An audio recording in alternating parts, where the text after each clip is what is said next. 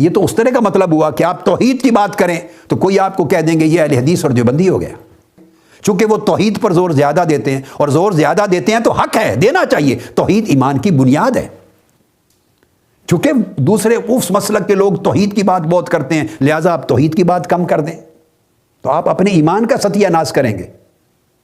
توحید کے بغیر سارے اسلام کی دعوت کا مرکزی نقطہ توحید ہے۔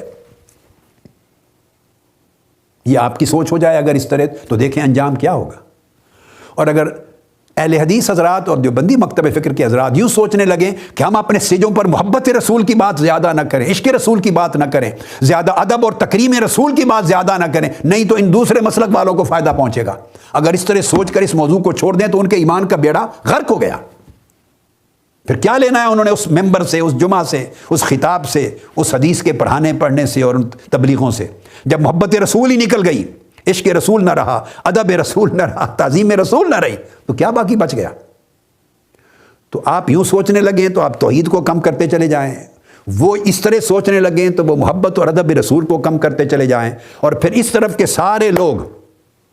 اہل سنت ہیں جتنے ہیں، اہل حدیث، یہ سارے کے سارے اہل بیت کا نام اس لیے نہ لیں کہ شیعہ حضرات کو موقف کو فائدہ پہنچے گا یا لوگ تمہیں شیعہ کہیں گے، تو آپ اپنے ایمان کا بیڑا غرق کر رہے ہیں۔